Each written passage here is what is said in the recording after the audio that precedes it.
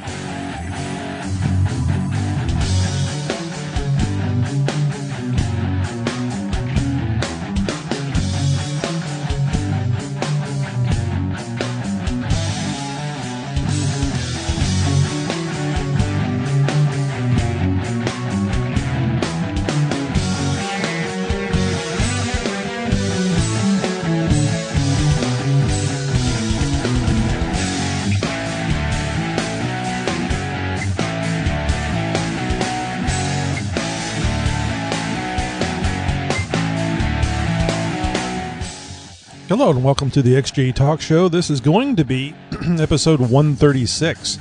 I say going to be because this is the pre-show. If you're watching this on YouTube, simply fast forward a bit if you want to get to the meaty part of the show. If you'd like to hear how the sausage is made, keep on listening. You'll hear Josh and I talking probably for the next 15, sometimes 30 minutes on getting the show ready and, getting up to speed and making sure how we're going to put the show together and get it out to you guys. So stand by, enjoy the music, and you may hear some chatter between Josh and I after he calls in. I swear that despite any strife, I won't give up, it is my fate. I will not let you spoil your life. This bird could well be all you get. I pray the gods I know that cares. For you are not everyone's free. Alive at last in my embrace, on the right side of sanity.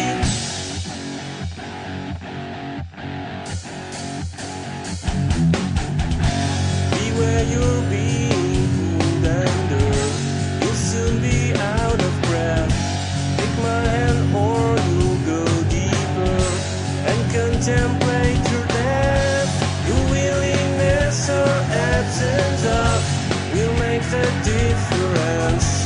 I've gathered all my human force to help you save yourself. Listen to me, stay by my side, believe in me. I swear that despite any strife, I won't give up, it is my fate. I will not let you spoil your life. This cup could well be all you get. I pray the gods I know that cares. For you are not everyone's free. Alive at last in my embrace, on the right side of sanity.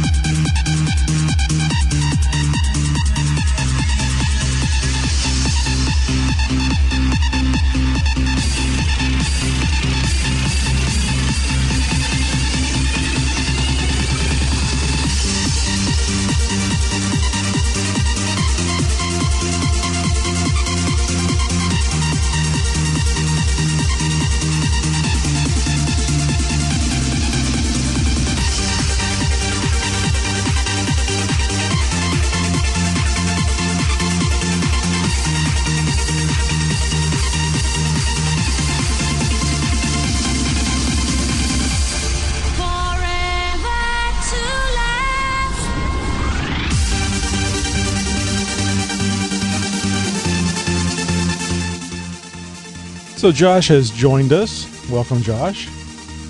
Howdy ho. Hopefully things are sounding normal on my end. I've had to do some rewiring here in the studio over the last 24 hours. I hope you added more power. More power! Certainly some more cabling. Some less cabling and some more cabling. So hopefully my issue with processor noise and echo and all that other stuff is addressed and I sound fine. I don't hear any noise. We'll know more when the music is off. So I think I found why in that one promo, I guess it was, that you're... Well, maybe it wasn't you. Maybe it was me. That's what it was. My little title bar wasn't on there. Huh. Well, yeah. Come to think of it, just on your screen. Yeah. Well, on the promo that we did, it was showing up on the screen, but it didn't show up on the promo, which I thought was really strange. Anyway, I was watching one of our. I guess it was during the time I was editing last week's show promo that I noticed that your title bar was doubled. It was offset a little bit, and you could see there was one right behind it.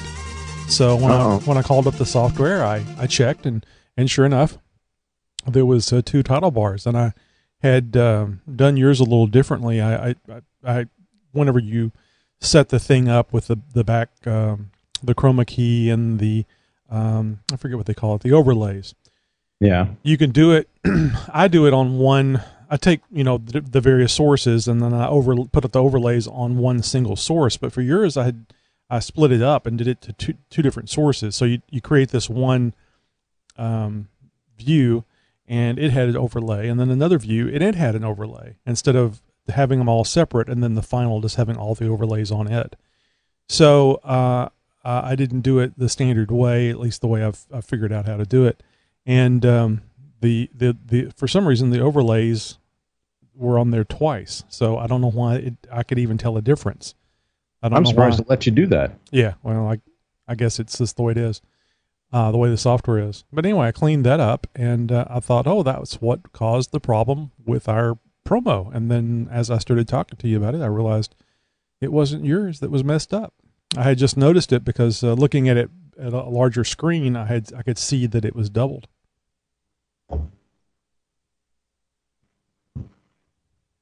Well, it's all fixed now, right? Yes. Very good. So I have to tell you, the noise is still there. Dang it! But now I only hear it when you talk.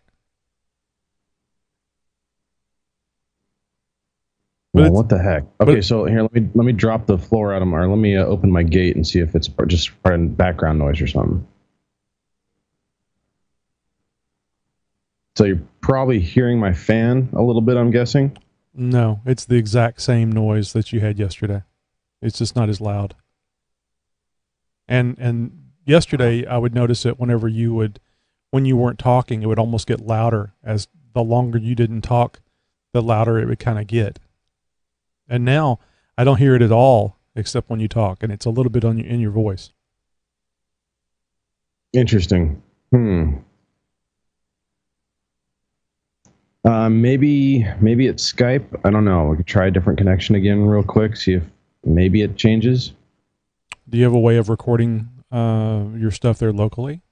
Mm-hmm. You could record it and then play it back to yourself. Isolate any of the rest of the stuff that you have concerns over. I mean, to me, if it sounds the same, it's the same problem. It just hasn't gone away. Yeah, no, that's a very good point. I've got things hooked up differently. Yeah, it's got to be. I don't know what it is, honestly. Thought I had it because I don't hear the processor noise on my end anymore. Dang it. All right, let's see.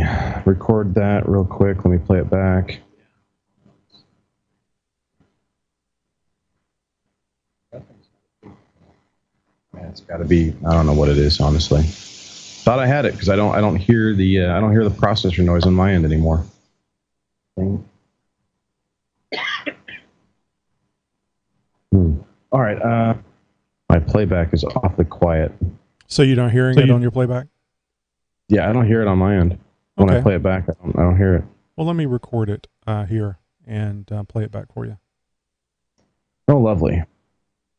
Yeah, I'm sure there's some kind of an artifact in there. I'm just not, for some reason, hearing it on mine end. I'm wondering if it's something that's happening post Skype, somewhere in the Skype software or something. I don't know.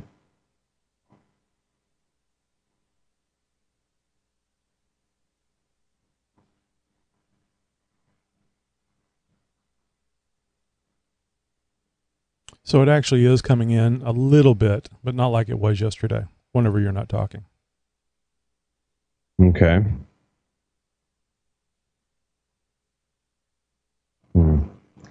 Here, I'm going to hang up and for some reason hearing on mine end. I'm wondering if it's something that's happening post Skype, somewhere in the Skype software or something. I don't know. So you're not hearing it on your playback? Yeah, I don't hear it on my end. When I play it back, I don't hear it. Well, let me record it here and play it back for you. Oh, lovely. Yeah, I'm sure there's some kind of an artifact in there. I'm just not, for some reason, hearing it on mine end. I'm wondering if it's something that's happening post Skype, somewhere in the Skype software or something. I don't know. I don't hear it when you play it back either. Oh, lovely. It just sounds like. Yeah, I'm sure there's some kind of an artifact in there. I'm just not, for some reason, hearing it on mine end. I'm wondering if it's something that's happening post Skype, somewhere. Okay. I don't know what's repeating. Something's repeating. Or in the Skype software or something. I don't know. Here, I'm going to hang up and for some reason hearing it on mine end. I'm wondering if it's something that's happening post Skype, somewhere in the Skype software or something. I don't know. So you're not hearing it on your playback? Yeah, I don't hear it on my end. When I play it back, I don't hear it. Well, let me record it here and play it back for you. Oh, lovely. Yeah, I'm sure there's some kind of an artifact in there. I'm just not, for some reason, hearing it on mine end. I'm wondering if it's something that's happening. I must have got YouTube running. Somewhere in the Skype software or something. I don't know. Yep.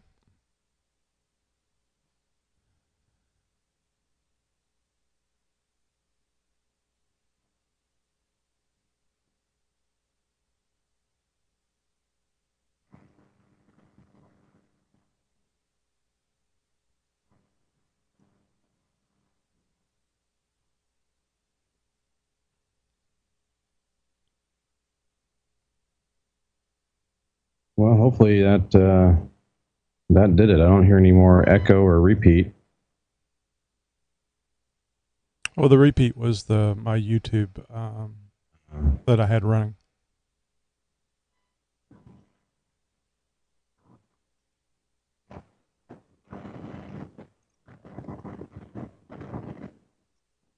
You heard that, right? Mm-mm. Oh, wow. That was pretty loud.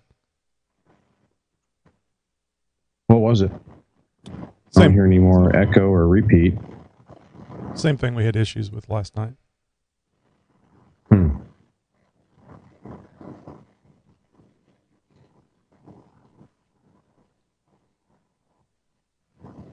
Yeah, I don't know what that could be now, because it's hard to diagnose or troubleshoot with it not being active on my end. Oh, lovely.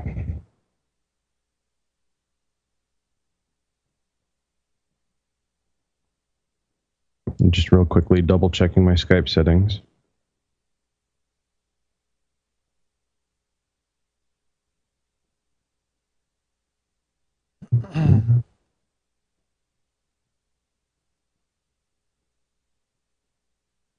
Everything is as it should be. Okay.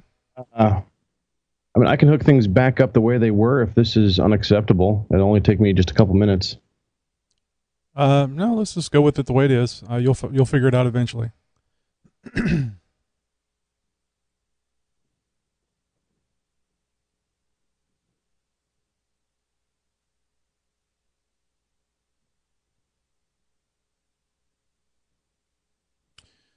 Okay, so let's see. So with This Week in Jeep, you got two stories. I split them up. I think I did it right. You had 2 stories in there that you were going to read as well. Yeah, didn't notice. Let's see. Just kind of split those 2 up.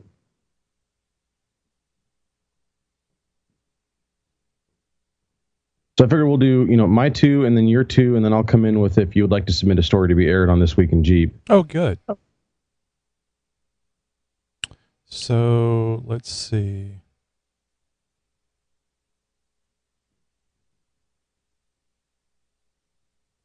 And you want to do Jeep tips right after? I was just sticking it in there. I think you normally do the formatting of the order of the segments. We can try Jeep tips earlier. I don't have any problem with that. I don't think we've done it earlier in the show before. Oh, well, it actually might not be too bad. Leaning towards the tech end of things. Mm-hmm.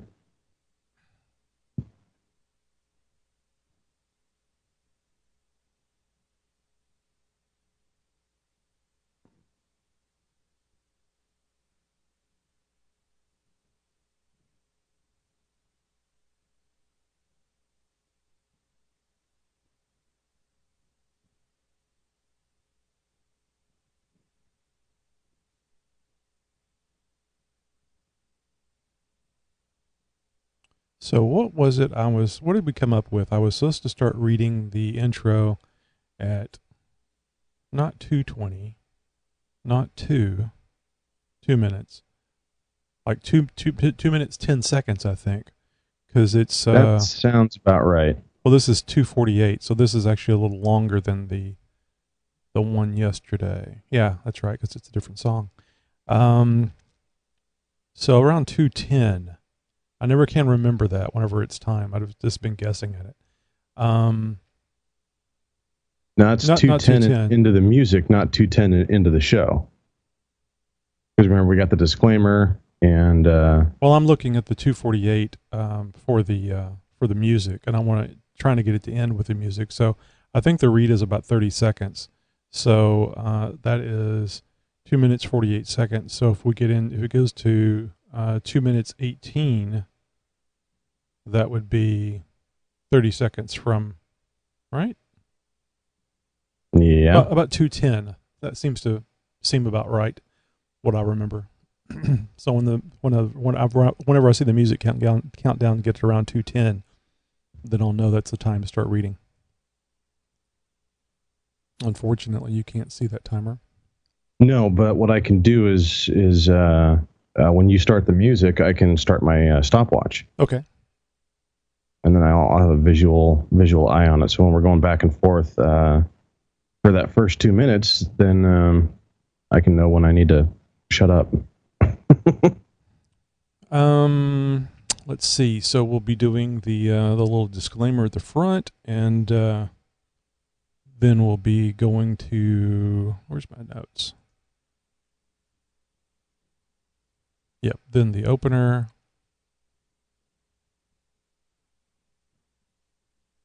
Okay, and then a little meet and greet, and up until the 2:10 mark.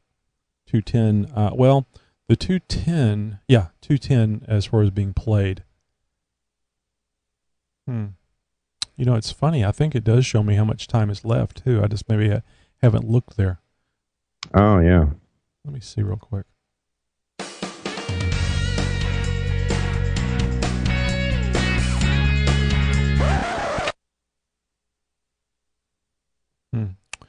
I think it just shows me how far I'm into the music and the total time. So anyway, okay. Was there anything else that you wanted to go over? I mean, this format, the segment order, okay with you?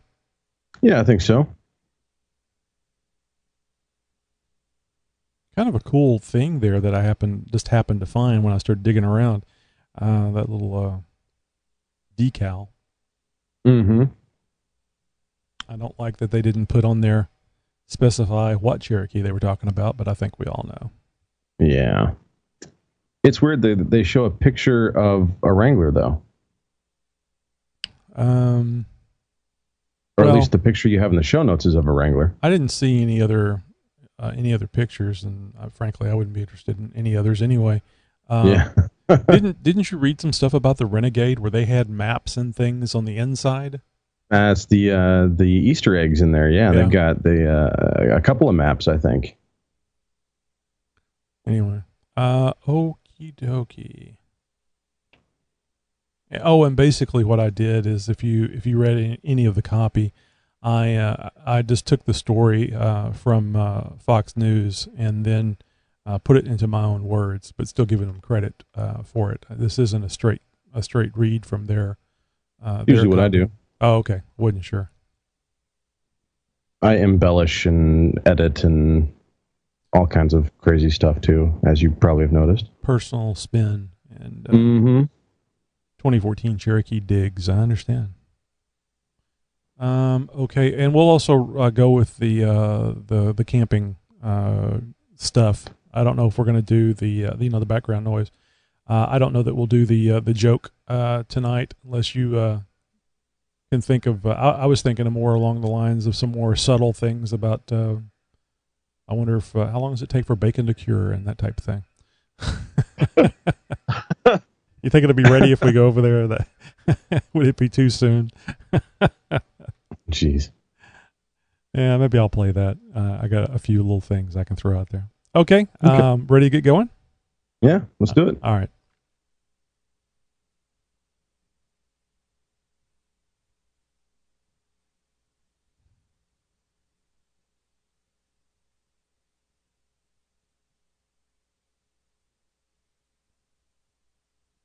The XJ Talk Show is for entertainment purposes only. Any advice or information provided on this show should be verified by alternative sources prior to making any changes or modifications to your vehicle. We are not experts, just people that enjoy the Jeep hobby and don't mind talking endlessly about it. P.S. We love you. Let's restart that.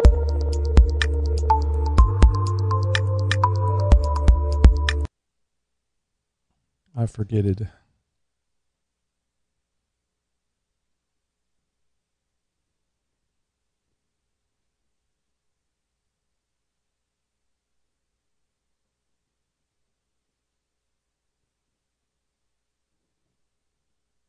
The XJ Talk Show is for entertainment purposes only. Any advice or information provided on this show should be verified by alternative sources prior to making any changes or modifications to your vehicle. We are not experts, just people that enjoy the Jeep hobby and don't mind talking endlessly about it. P.S. We love you.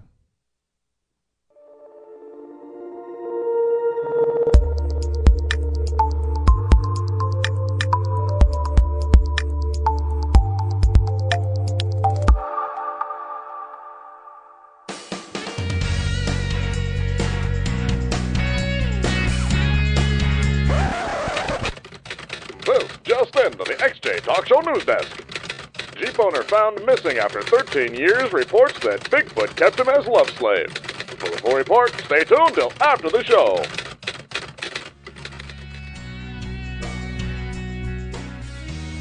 XJ Talk Show is on the air. Okay, it's a podcast. Oh, you know what I mean. Anyway, here's Tony and Josh. Wow, Bigfoot love slave. That gives a whole new meaning to snap a Slim Jim, doesn't it? Hey, this this is Tony. You know me as Motoroy on xjtalk.com, and here's my co-host, Bigfoot love slave. No, I'm known as Josh, otherwise known as NW99XJ or Northwest 99XJ, and you can find me over at xjtalk.com as well. And Joshy hears this quite often. Joshy, wake up. You're dreaming again. Hey guys, this is a little talk show that Josh and I have been doing for quite a while now. Episode 136. So, I was listening to an old episode the other day, Josh, and because I'm way behind on my podcast that I listen to in the Jeep to and from work. But anyway, I was listening to it, and we were talking about episode 200 just right around the corner. At least it seemed like it. Yeah, I know. It seems like episode 100 was just the other day, and we had that big surprise and a lot of fun. And geez, I mean, we are knocking on the door at 200 now, almost halfway there. That's true, and it just kind of keeps creeping along, almost like your odometer on your Jeep and your 4.0. I mean, I don't know if you saw my post the other day. I hit 200K on my rig. Of course, I've already had the transmission rebuilt and already replaced the motor, but there you go. Yeah, that's always a big epic milestone, and you guys got to take those pictures, post them up on xjtalk.com. You hit 200,000, now you got to brag about it. 200, 300, 400, 500. It'd be cool to see that. Oh, yeah. Hey, this is the XJ Talk Show, a podcast about Jeep Cherokees, off-roading, and the tech that you need to get you there and back. We're here to promote the Jeeps, or the web's most premier website it's all Jeep Cherokee, xjtalk.com. The friendliest and most helpful site on the web. xjtalk.com encourages and answers the questions and concerns the first-time XJ owners typically have without the flaming or criticism, while giving you the best, most in-depth articles and write-ups for the repairs, modifications that take your average XJ to the next level. Now get ready. It's the XJ Talk Show, and it starts right now.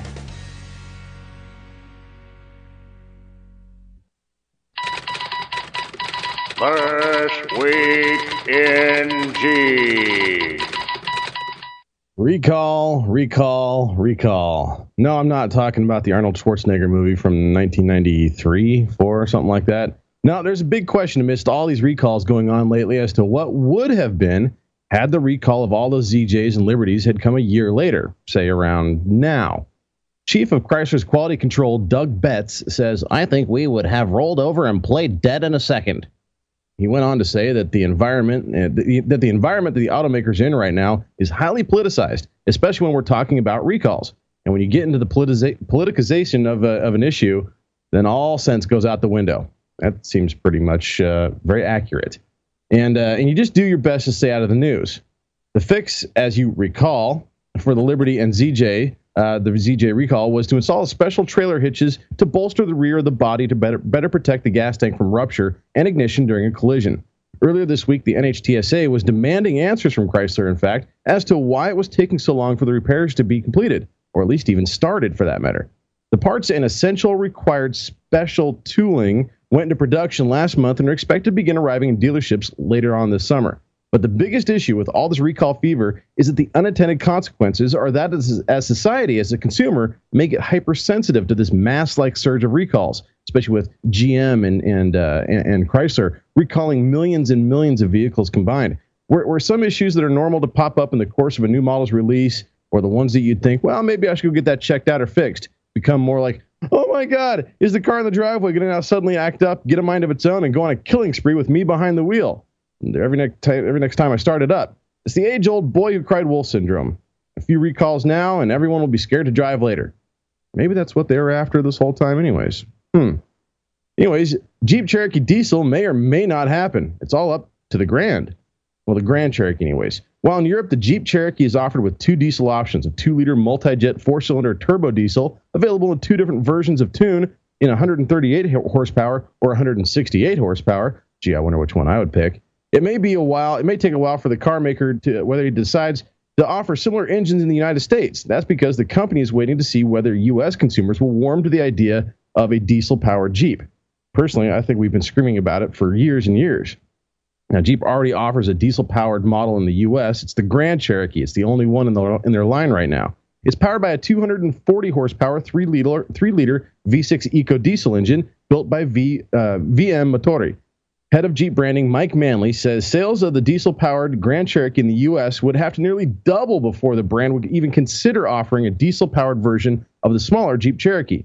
Manley said diesel now accounts for about 8% of Grand Cherokee sales in the United States.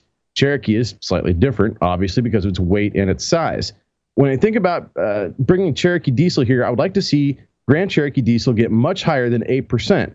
That's Mike Manley quote right there. It would have been in the mid-double digits in order for this to proceed. However, he didn't rule out completely the possibility of a diesel-powered Cherokee arriving in the United States at some point in the near future. You can never tell, really. We're obviously interested in diesel for Europe. Never rule anything out with the diesel for the Jeep brand, Manley said. Good, I say. Now quit beating around the bush and get some Wrangler diesels over here. That's what we all want to see. I don't know. I think if they sold them, they would sell more of them. But anyway. Right. So no lift kit, but how about a shiny new sticker for your 2014 Cherokee? This article was taken from a Fox News story that was published on July the 1st. So anyway, we all like those little things that make our Jeep stand out, right? Well, Mopar is doing their part to help you with that, and make a few pennies in the process. Okay, more dollars than pennies, I guess.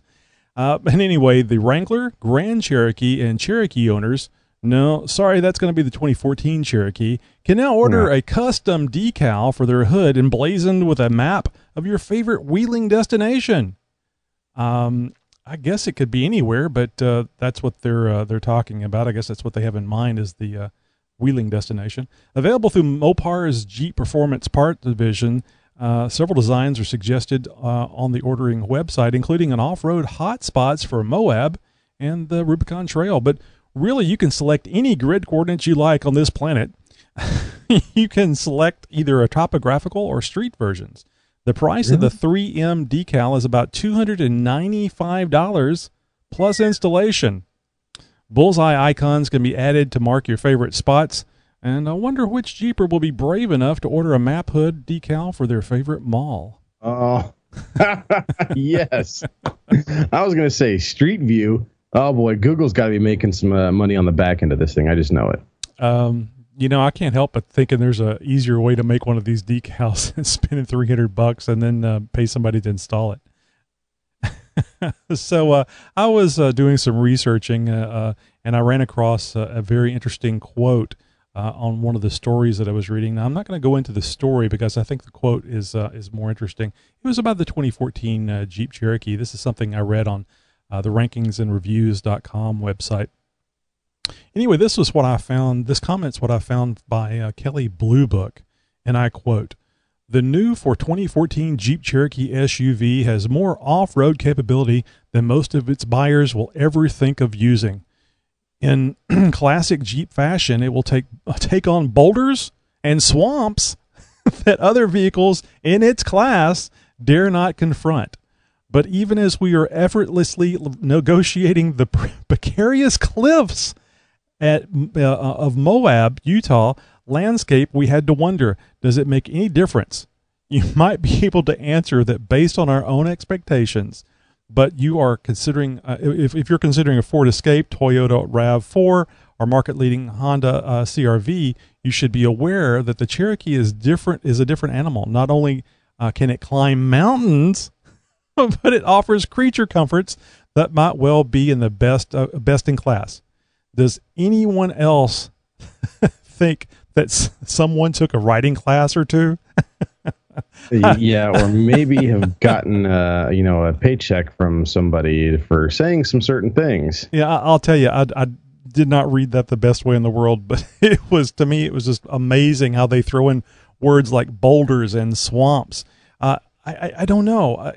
Maybe I've been diluting myself into believing that lifting a vehicle up, putting larger tires so you can get more ground clearance, and not having articulation is the key to navigating boulders and swamps and Moab and all these other places that were in this review. Tony, I think we've been on the wrong track this whole time. You don't need 6 inches lift and 33s or 35s. All you need is a 2014 Cherokee, apparently. It boggles my mind. I don't know why KBB would be interested in swaying people to purchase something like this unless they really believe the majority of the people, or nearly 100%, aren't going to be taking this thing off-road. Because my personal opinion is that you're going to be very upset, especially if you go out and try to follow somebody. And in fact, that's what I'd like to see what happen if just a stock Wrangler Rubicon JK was taken out, brand new, 2014, same year, and let the 2014 Cherokee follow that Rubicon Wrangler. And then, of course, it'd be really fun to see a highly modified Cherokee and it follow the highly modified Cherokee. But, some would say that would not be a fair test. But I think it would be good for the people that are buying this thing and spending the money for the four-wheel drive capability to actually understand what it is they're spending the money for. Because they might want to spend less money on something that is going to do the exact same thing and is not going to take them off-road, because I don't think the 2014 Cherokee, you're going to get very far in a real off-road environment. Trail, sure. No, I would have to agree with you there. I mean, I'm thinking by swamps, boulders, and mountains, they meant mud puddles and, pebbles and speed bumps. Oh, I'm thinking they meant it was so close you could almost reach out and touch it. Right. With the telephoto of lens that we had. Of course. Yeah. I'm sorry, guys. I think the majority of you understand that this is marketing bullshit. But for some of you that maybe don't go off-road or haven't gone off-road, or maybe you're listening to this podcast because you're thinking about getting into the whole hobby, don't make the mistake of buying something that can't be modified. I'm not going to say don't buy a 2014 Cherokee. I would say don't buy any four-wheel drive that cannot be lifted, that you can't put a larger tire, that you can't increase the ground clearance on, because it's going to severely limit you in your hobby, and your money would be better spent somewhere else on something that can be modified as your interests grow. Indeed. Very good advice there from Tony. Hey, guys, if you would like to submit a story to be aired on This Week in Jeep, just like friend of the show and Radio Comtech producer John Prerunner 1982 did with our first story, please, or if you got a show and shine, maybe you've got a response to any one of our stories, or you know of an off-road show or other Jeep-related event going on that you'd like to promote, send us an email at newstips@xjtalkshow.com. xjtalk.com is where you go when you're not off-road.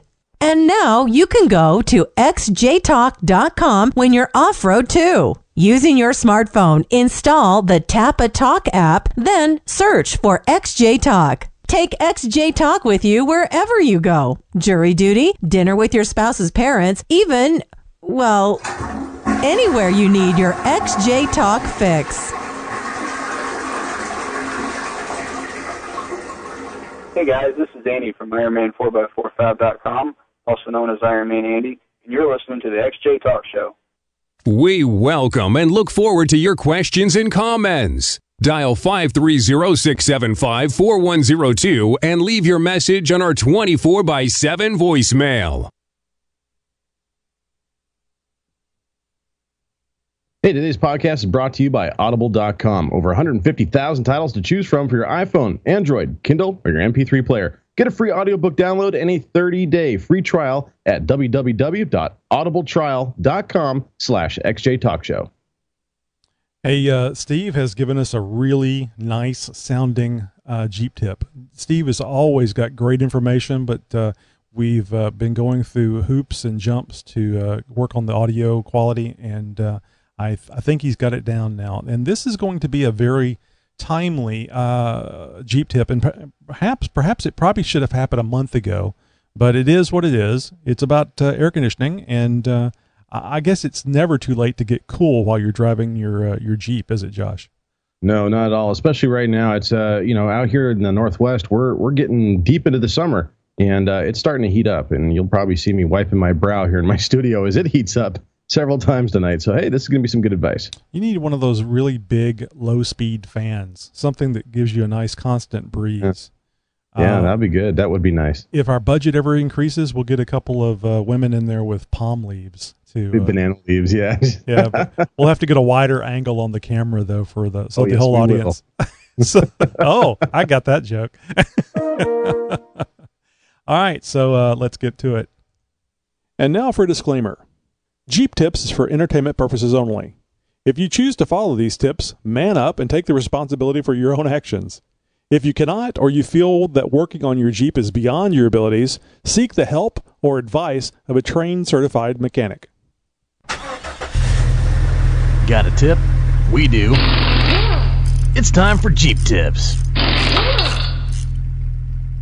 You step outside here in California lately, it's been triple digits, and if you step into your Jeep, it's like 140 degrees inside. And we all want to head for the air conditioning just as quick as we can. So what I'd like to do is to have a three-part series. The first part I'd like to do is understanding what's there and the components. After all, if you really don't know what you're doing, you can end up harming your air conditioning system more than you can by helping it.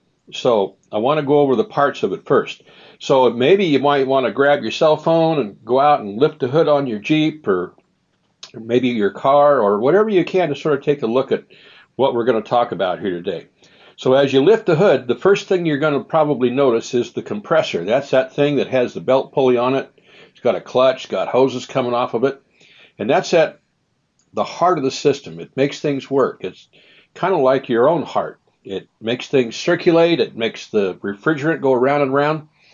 And so when you hit that AC button, what you ought to see is that clutch kicks in, and you should see the center of that clutch pulley going round and round and round. And sometimes it doesn't, and that's when we say, hey, my air conditioning's not working. But that is the heart. It's usually got about 5 little pistons inside, and it's really kind of a neat little compressor. It'll pump about, 600 pounds of pressure and not even blink an eye. So, they're really a precision machine thing, and of course you got to take care of them. So going on from there, you see that there's 2 hoses. There's a little hose and a big one. The little one is called the high side, or the pressure side, and it goes up to the front of your Jeep to the thing that looks kind of like a little bitty radiator, and this is called the condenser coil. And the reason it's called that is because it takes the refrigerant, which is a gas, and it starts pressurizing it, and as it pressurizes it more and more and more, pretty soon it starts turning to a liquid. And that's what you want, because it's when it's at a liquid, it makes contacts on the tubing, direct contact, and it allows some of the heat to go out of your refrigerant. Now, when it goes through this coil, it's going to be hot. Now, it's not going to be so hot that it'll burn you, but it's hot enough that you don't really want to hang on to it long enough. So when it's hot like this, even if it's 100 degrees, 110 degrees outside, it's still going to be much hotter at 130 or 140 degrees. So even that hot air going across that coil is going to take some of the heat out of that refrigerant. And it's going to then go through another small hose, high pressure line, that goes towards the firewall. And once it gets there, you'll see that it goes through the firewall. Now, there's 2 ways that it kind of does this. One is that there's a thing called a TXV. That's trade terminology for thermal expansion valve. And if you have an older XJ like mine, it has one on there. If it doesn't have one on there, it has something you can't see called a fixed orifice. And what it is it's kind of a plug in the line that has a little itty bitty hole in it. And so as it goes through either one of these 2 devices, this liquid then is going to turn to a gas. And that gas is, as you know, when anything evaporates, like the water on your skin or anything like that, it's cooler. And so you've already taken some of the heat out of it, so it's going to evaporate and be even colder.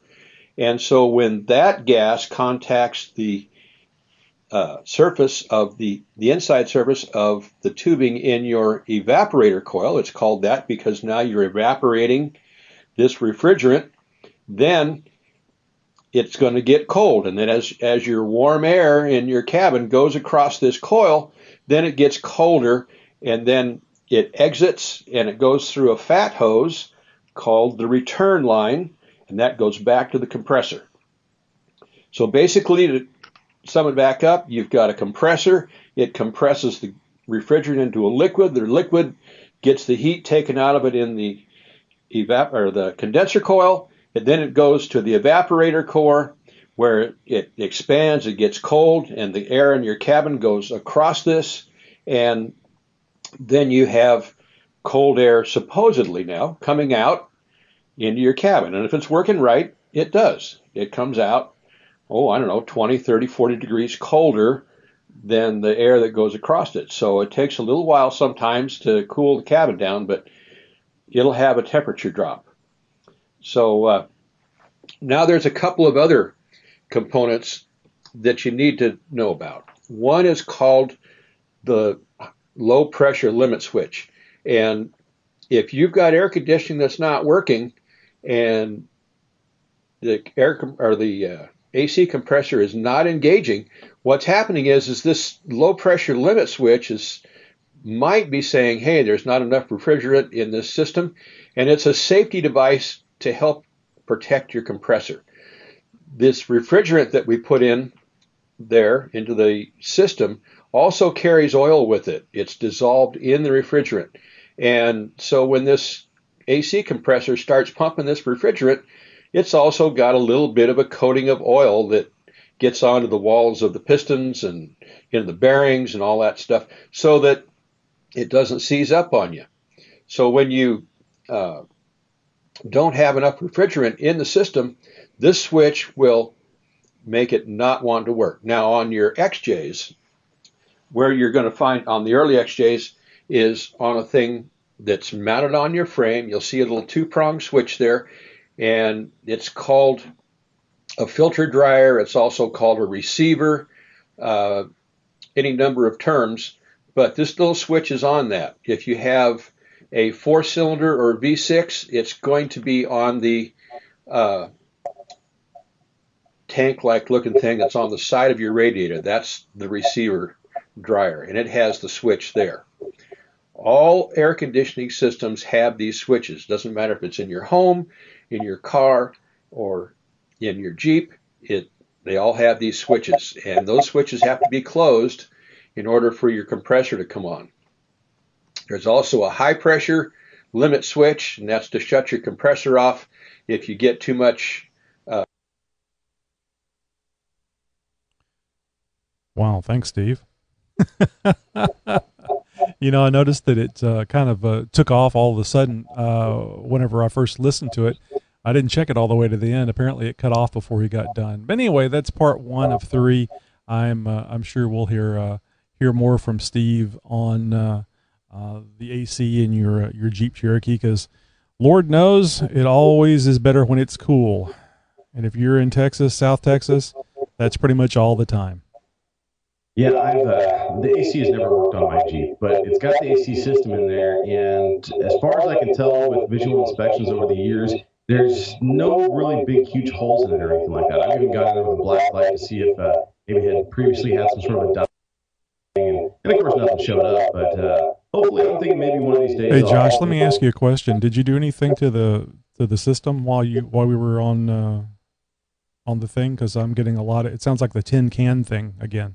Oh, geez, no, I didn't. No, I'm going to have to call you back. Okay.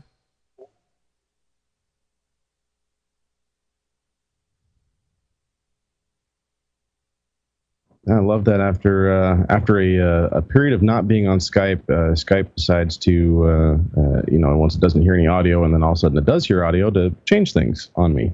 Lovely. Yeah, that happened yesterday. It was something similar to that. At least it was a big change whenever you disconnected the your feed going to your laptop. So, don't know. The only thing I did over here was push the mute button on my mic line on the mixer. That was it. Okay. Well, I don't know if you recall what you were talking about.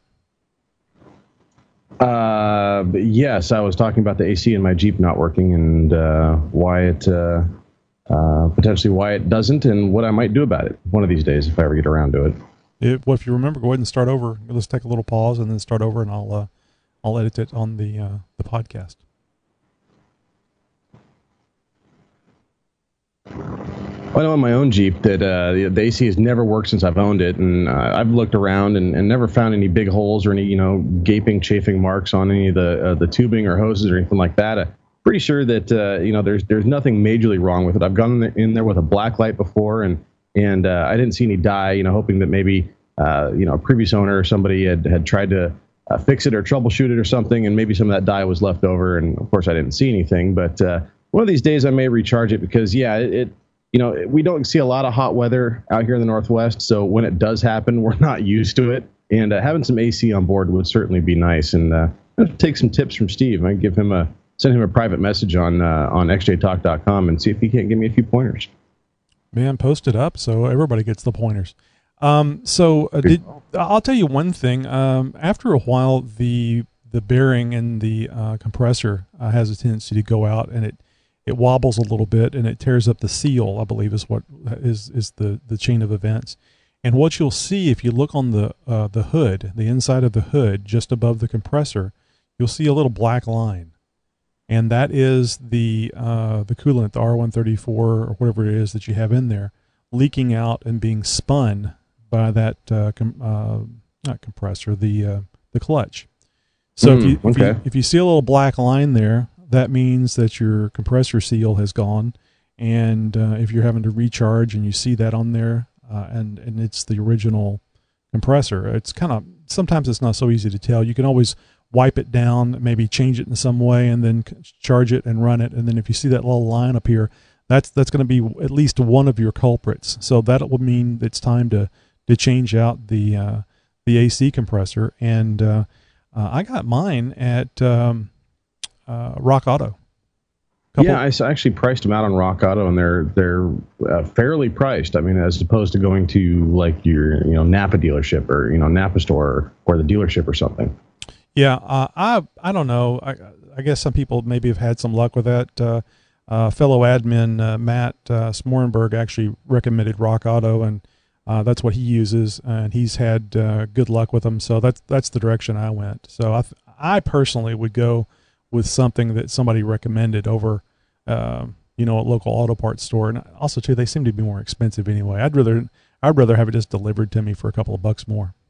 Oh no, absolutely, and no, we're not getting paid by Rock Auto here, but I would like to give them a little bit of a shout out. They do go out of their way to help the off-roaders. They actually sponsored last year's Northwest Fest, a NAXJA event, North American XJ Association, where the entire chapter comes together and does a weekend of wheeling, and try to get some sponsors for the raffle for the once a year fundraiser. And Rock Auto stepped up to the plate and really came through with all kinds of stuff for goodie bags, stuff for the raffle. They were really, really gracious and very generous with their help for the off-roaders. And really their prices can't be beat, folks, and a decent selection, more so than you'd probably find at your local auto parts store. So if you're looking for a part, head over to rockauto.com. Once you figure out how to navigate through the menu there, it's not too hard. But once you do, you can pretty much find any part on your Jeep to replace that needs to be replaced there, and for a decent price as well. Yep. And I will state this for perfect honesty. They are a advertiser on xjtalk.com. Pretty proud of that, actually, because it's kind of neat to see them advertise on television, like on the weekly trucks or whatever they're calling it now. Oh, yeah. Screen 5x4. Yeah. It's, and you they didn't always used to do that. And that's cool to see them doing that now, yeah. You see them advertising there, and I can sit there and go, hey, yeah, they advertise on my website, too. Well, now it's a little thing we like doing to say welcome to our new YouTube subscribers. We're at 546, and then Josh, that means we lost one because for several days we were at 547. I think it must have been something you said.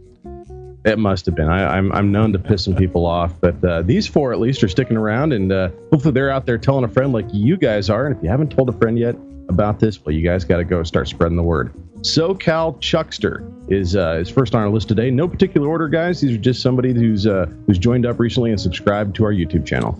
Survival Every Day. Boy, these are some really interesting names you selected out of the list. Yeah, this one, that one might actually have their own channel and put on their own show. Bobby Paprika. No, you said it right. And Alex Brooklyn. Well, very good. There's four out of the list. No particular order, guys. If you haven't heard your name yet, I'll sit tight. We'll probably get to it eventually. So we have our voicemails this week, and we can always count on him. Nikki G. Hey, this is Tony. And this is Josh from the XJ Talk Show. We want to thank you for calling our 24/7 voice line. Yes, we do. Just leave your first name and your question or comment. There's no guarantee, but we may play your message on the podcast. Oh, and don't worry about keeping it clean. We'll take care of that. Now it's your turn to speak at the beep. Hey, this is Nicky G. I want to talk about my steering box this week. I took my Jeep in for a front end alignment, and they said I had a little bit of play in my steering box. I thought I'm going to try to dial it out, but before I while I'm doing that, my plan B is to do the Durango upgrade if I can't dial it out. So my question is the bolts holding it in. I took them out to put recovery tacks on, and I just put them back in. Shall I use Loctite or anti-seize or nothing at all? I'm just at a loss for it. And believe me, you don't want your spouse or significant other or domestic partner catch you Googling gearbox, studs, and lube. It's not good. All right, guys, I'll chat later. Have a good one. Bye. That's the question. I don't know if you should put Loctite on those bolts or not. I would say it wouldn't hurt.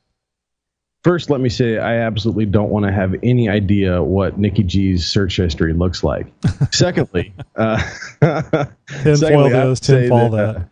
Anti-seize is always a good bet. Loctite for something like a steering box. Look, it really depends on where in your stage of your build that you are. If you're in the midst of like, hey, I know in the very near future I may be putting on a winch bumper, or I may be doing some steering box bracing, or something along those lines. That steering box is going to be coming in and out of there probably a few times in a very short period of time. And I actually had an issue with that where the threads in the steering box actually started to gall a little bit. And just because of the grade 8 bolts I was using combined, against the metal that the steering box is made out of, it just didn't quite play together right after being, in and out so many times. So, I would say if you're going to Loctite it, make sure that that's going to be the last time that steering box is going to be coming out for a very long time. Anti-seize is good if you're planning on doing some upgrades in the very near future, and you can't go wrong with just not doing anything at all. Just every so often, like when you're doing an oil change, go around and make sure you tighten up all your bolts, especially paying attention to the ones on the steering box. It's good advice anyways. Well, that reminds me, the other day when my top exhaust pipe to collector bolt fell out, and then the bottom one was shaken loose, and I started hearing that very loud exhaust coming out of there, and I was laying under there fixing that the night before I had to go to work the next day, and I look over, and one of the engine bolt mounts is a good half of an inch out. Oh. Yeah. So, I mean, it's the Brown Dog motor mounts, so it's got 57 bolts on each side. So one bolt's not such a big deal, but still, it was backing out. Now, I think a lot of that probably had to do with the front drive shaft giving me a little vibration whenever I would drive 70 miles an hour or so, which that has been resolved with an eBay drive shaft. And now I actually have to use a speedometer from 70 on up. I'll look down and go, 80? Oh, okay. Oh, you missed the vibration. Yeah, that's how you used to tell how fast you were going, huh? Yeah, now it's not perfectly smooth like the 2003 TJ is, but I think I can attribute a lot of that to the mud terrain tires that I have. So, and also too, they got a little cuppy on the front, which may have been a symptom of the ball joints. Don't everybody freak out. That's all I'm going to say. That's all. No double-ended meaning. We don't need to go into any more hot ball joint talk anymore. There he goes. We had our fair share of episodes of that. There he goes. But anyway, I think some of that cupping may have been due to the ball joints. But we'll see. We'll know soon enough. So, Josh, sad news. It's another week without reviews.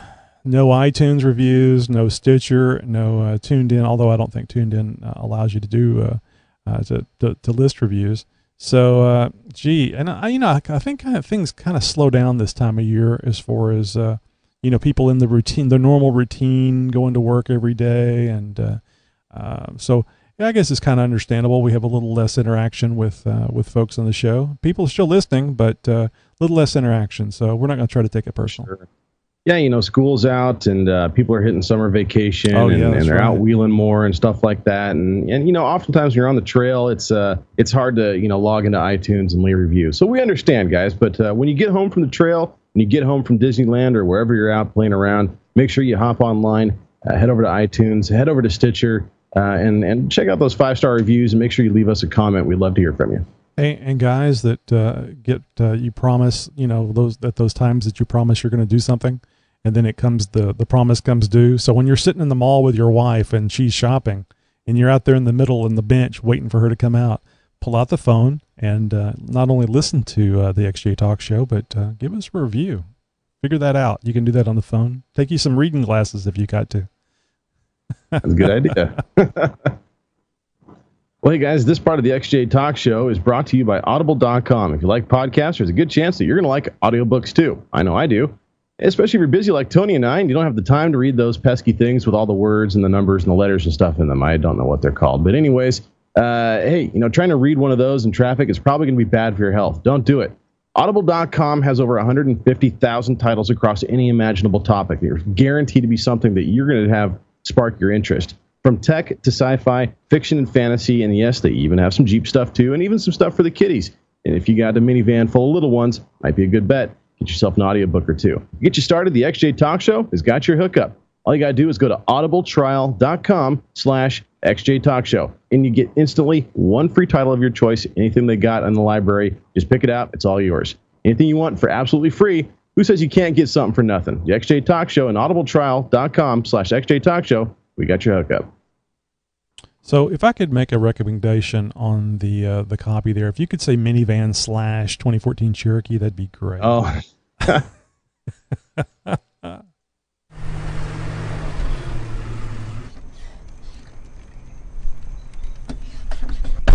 Hey, Josh, I see you got the fire going again. You should drive up next week, and then I'll fix the fire. That's what you got to do.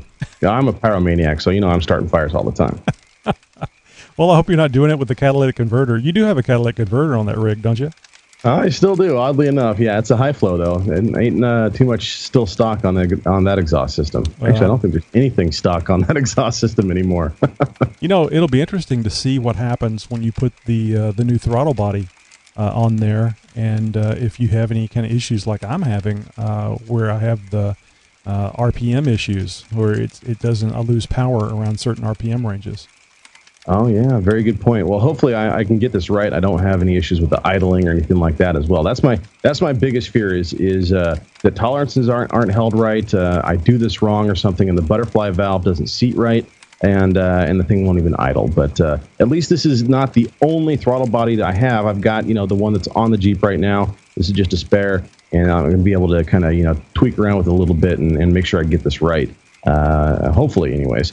And do some long-term testing before I either fully, do another modification on this one, because I don't think they're going to work any different, or maybe step up and bore the thing out to like 70 millimeters or something like that, and make my own butterfly valve and really take this thing to the next level. Well, I was just going to mention that you don't have to change the butterfly whenever you bore it out to like 63. I think it's 63, isn't it? 63, 64? I think 62 or 63 is the limit. Okay. I'm not 100% sure. My memory's a little bit fuzzy right now on those numbers, but I think, 63.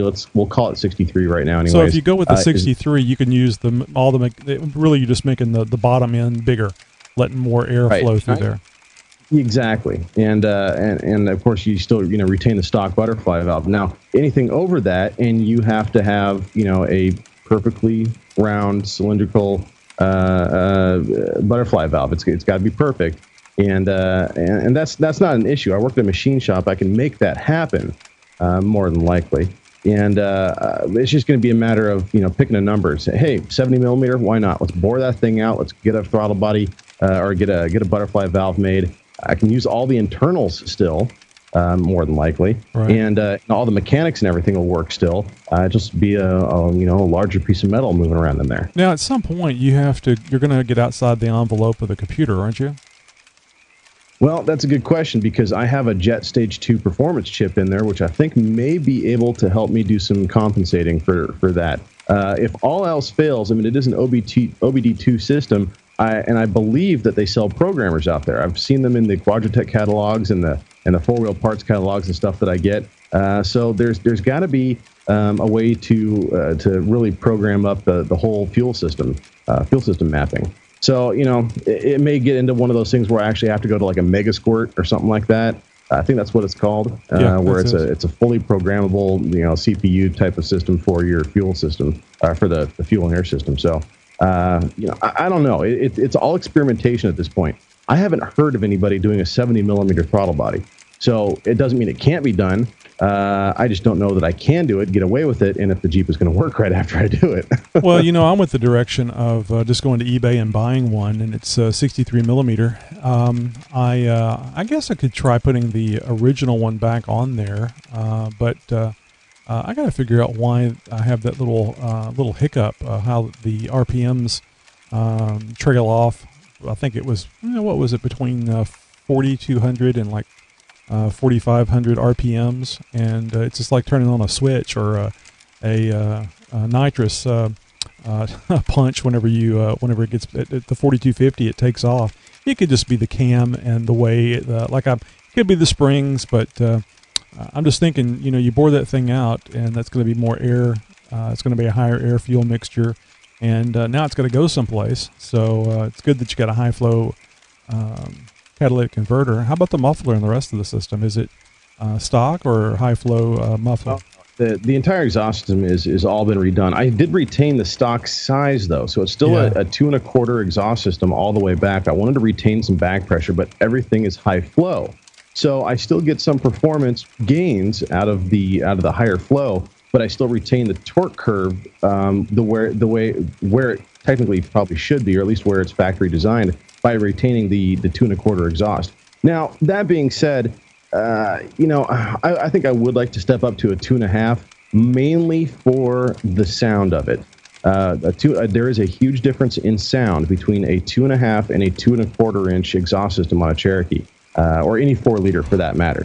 So it's one of those things where, I was doing it for numbers' sake, but honestly, when it comes down to it, since the Jeep is now trail only, and a lot of the time it'll be either just putting around or it's going to be really getting into the throttle trying to climb some rocks or climb a waterfall or something like that.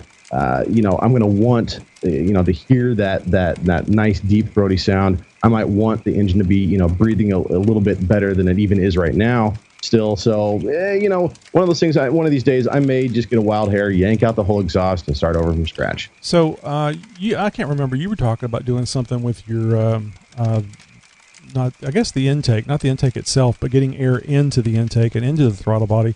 You were talking about a snorkel of some type, not like what I have, like a full underwater type, driving underwater snorkel, but a cowl snorkel or something, weren't you? Yeah, it was actually going to be the cowl induction snorkel. There's two companies out there right now that are making them, that are making off-the-shelf versions of it. Spectre is one, which I refuse to do any business with, and that's a story for another campfire. Okay. But and the other one is Thor. And they make a really, really cool one. I like the way it looks. I like the way it performs. I like the install. I like everything about it, including the cool stickers that you get for the ridge on the hood, which I thought was an exceptional cool little aspect of it. But nonetheless, that'll either I'm going to try and duplicate that myself with my own version of that, or I'm going to do something completely off the wall altogether. I don't know. But the main reason I was going to do that, it really wasn't for the airflow. Really, the main reason I was going to do that was because I wanted to open up that spot for a second battery. Well, see, that's what I want to do with my snorkel. Mm-hmm. I'd really like to get. I think the Spectre system is the one I looked at. It's like $300, and it has the center section kind of melds together, and that's where the element is, the air breather element. So I was looking at something like that, and to do that with my snorkel and run it over straight through that and into the throttle body. Exactly, leaving that nice big spot open for another battery, because I think having two batteries would make not only a great off-road rig, but also a great overland vehicle, so that you have the ability to run your accessories and not really have to be concerned about getting it started up when the bear attack occurs. Yeah, exactly. Yep. Yeah, when Yogi and Boo Boo come rolling after you, you want to get that Jeep and go. So anything else going on? I mean, you were talking about a big trip coming up, I think, when we were just shooting the bull on prior to recording the other podcast, I think. Yep. I got a yearly weekend-long wheeling trip. Now, I say that 10 times fast. Coming up here at the end of July. We're going to be talking about this probably for the next couple of weeks. I'll maybe promote it a little bit. This is something I've done every year for many, many years. I'm not personally involved with the event. It's just with the oldest Jeep club in Oregon.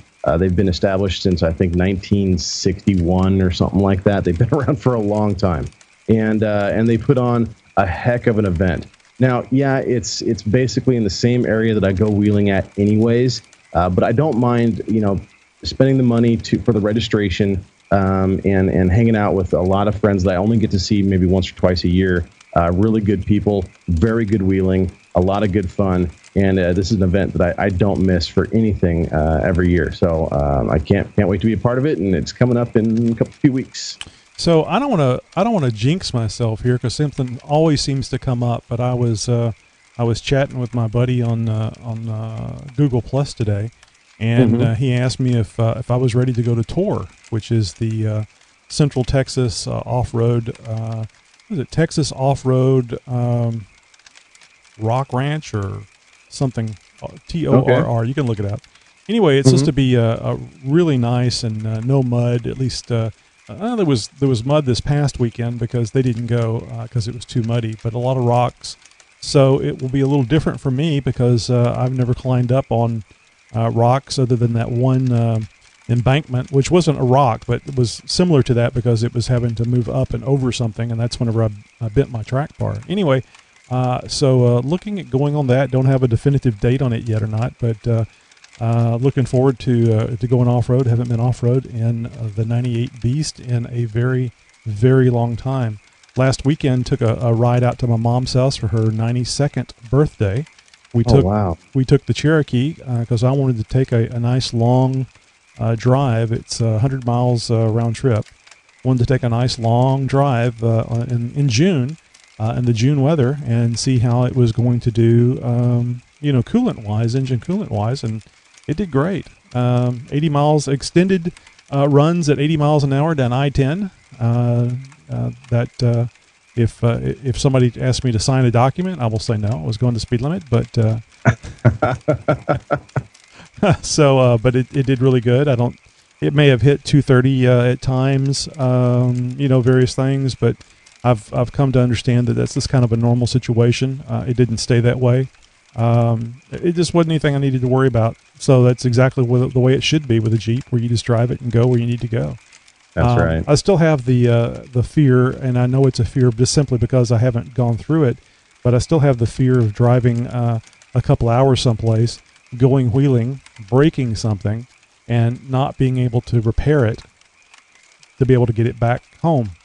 So that's just going to be one of those things that I have to go through and see that it isn't going to break, or if it does, that we'll figure out a way to get it going and get it back home. And that's just the way you deal with fear. You either don't have it, or you go through it with experience and go, well, that wasn't such a bad thing. I don't mind working on something, and I don't want you guys thinking that I'm that concerned about breaking it. What I'm concerned about is it's going to take away from my personal time of naps and doing podcasts and watching television. It's just a lazy factor, guys. I don't like working on the Jeep. I like putting stuff on it. I like using it. I like to be the only person that's working on it, but I still don't like getting out there and sweating my ass off. Yeah, I hear that. My garage is not air conditioned. I'm not even sure if it's insulated now that I think about it, but it's at least got sheetrock over it, so it's partly finished at least. But you got a fan in there. In the winter, it's cold, and in the winter it's cold. In the summer, it is hot, and I do not like working on the Jeep when it's hot. Even when it's something that I need to do. But there are several things that I need to do here in the next few weeks to get my Jeep ready for this big wheeling trip coming up. And one of those things is something I talked about on a few episodes back, getting some bigger Heim joints, which I think I've tracked some down. I'm just going to see if I can't get them through a wholesale account at work to save myself a few dollars. Oh, yeah. I have a leaf spring bushing that's going out that I need to replace as well. So the leaf springs are going to come out. I think I'm going to swap the sides, swap them around, just for the torque down to the passenger side rear corner when you take off. I think it's starting to stress that one spring out. So I'm going to swap the springs. I got to get my shackle relocation brackets in as well. A lot of things, a lot of little things I got to do to the Jeep to get it ready for this upcoming trip. Yeah, I'm really looking forward to going off-road. Done a lot of things to the Jeep over the last year or so, and I think it'll be a lot of fun to see how everything works. As you know, I do have those shackle relocation brackets on mine, and it'll be interesting to see how it articulates in the back. Real quick, tomorrow, July the 4th, any big special plans for the 4th? Yeah, some big blowing of stuff up. Hey, do you ever wonder how Homeland Security feels this time of year? It's got to be it's got to be scary as hell. There's bald-headed agents because they're pulling their hair out because people like you go out and buy 5 tons of black powdered things that blow up. I got a pallet in the garage right now, basically of stuff. I've got so much stuff. Seriously, every year I have this yearly tradition. I head up to a buddy's house in Vancouver, Washington, and we turn his neighborhood into Beirut for about 6 hours. And it's just absolutely mind-boggling the amount of gunpowder that is spent that we light up, and we have a lot of fun, a lot of good food, a lot of great laughs, and a lot of good times. And it's been a yearly tradition. I think this is year number 10, in fact.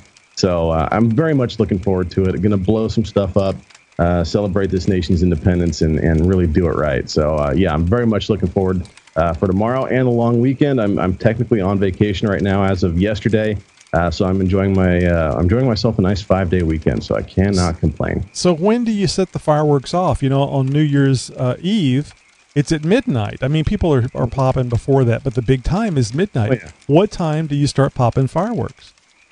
We do some stuff because it's a big family affair. There are kids around and stuff like that. So, I mean, this isn't just me and a couple buddies. This is, probably a good dozen or so of us that all get together and do this every year. And in a few years, we have a few less. In a few years, we have a few more. So there's going to be lots of kids there this year. You're talking about people, not fingers, right?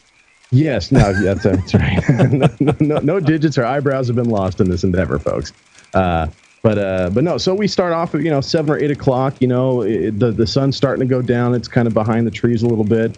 So we start lighting off the parachutes and the streamers and things like that, and have some fun with some Roman candles and some bottle rockets and some other things and whatnot. But and then as the sun starts to go down about 8:30, 9 o'clock or so. It starts to get a little bit darker, and we can start having some fun. We kind of ease into it a little bit, and by about 9:30, as the sun has really kind of gone down and the sky is starting to darken up a little bit, we step things up a bit and really start blowing some stuff up.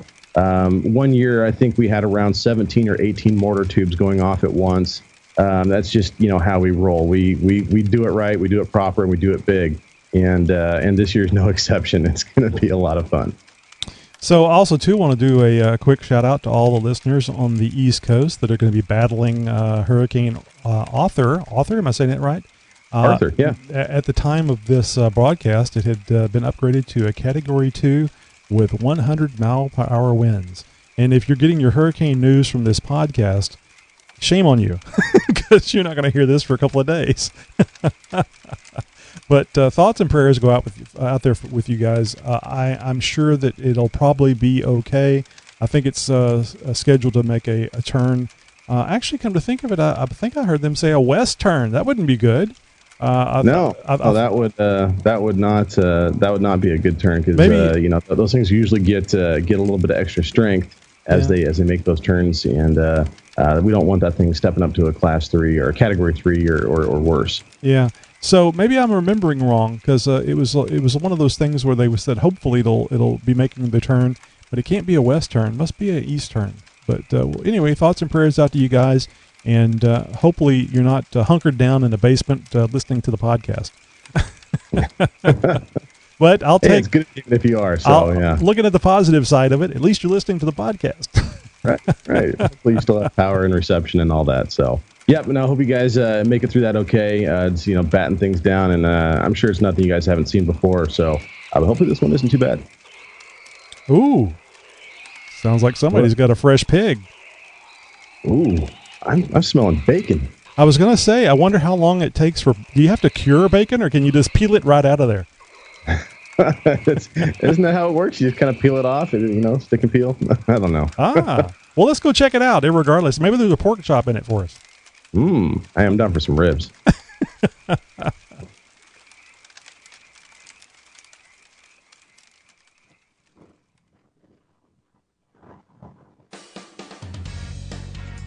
Well, guys, that's our show as it was. Josh and I are celebrating some time off here, and I'm sure it reflects in the quality of the show. Stepping all over each other tonight, aren't we? Hey guys, don't want you guys to forget to subscribe to our other podcast, youtube.com/Tony and Josh Show. Got to have a little selfless plug in there. Make sure you subscribe into our show, the XJ Talk Show, as well. And make sure you guys are telling a friend about both shows. We'd love to have you guys subscribe to both. And, well, we'll see you on our live broadcast every Wednesday and Thursday night, 10 p.m. Central. Wednesday for the Tony and Josh Show. And, of course, Thursdays, 10 p.m. Central, right here for the XJ Talk Show. Yeah, and as Josh was saying, subscribe to the other YouTube channel because we're actually broadcasting on our very own YouTube live events for the Tony and Josh Show now. So before you could just kind of hang out 24/7 on the YouTube XJ Talk site. But now you actually have to go two different places, which is good because, we're going to have some people that like the Tony and Josh Show more than the Jeep Show. They're not going to have Jeeps or any interest in Jeeps, and that's why we're doing it. So if you're a Jeep lover and you like the Tony and Josh Show, great. If not, no problem. You can just watch this one. And remember, guys, anybody can join in on the fun. We'd like to have you guys tell us a story. You can have an interview or something like that. We actually had a couple people in our chat room during the live broadcast chime in. 4-liter Jeeper, in fact, our friend of the show, Jake, he actually wanted to get in on our campfire action and tell a story about his build. Jake, we'll have to maybe get an interview with you and see how the build's going and spend a few minutes talking down and shooting the breeze with you. We had somebody, Andrew Jaswa, pop in and say, can't believe I was able to catch part of the show. Glad you guys are able to join us for the live show. Make sure you are heading over to our websites as well, xjtalk.com and xjtalkshow.com, where you can check out the entire show archive from episode clear back to episode number 1 to this one as well. All for. Hey, don't forget about Full Metal badges. They got some great die-cast badges for your Jeep. They didn't make their Kickstarter project, so it's important that you go over there and support them so that they can make these badges and we can all have them on our Jeeps for a good price. Also, don't forget about the Hidden Wounds XJ. You can find them on Facebook, also on xjtalk.com. And, of course, don't forget about xjtalk.com, the premier Jeep Cherokee forum, where you can post pictures and problems and solutions and bad jokes that the moderators have to move. So always a lot of fun. Yes. So anyway, until next week, you guys have a great Jeep week. We'll see you next time. Last word, freak. Oh.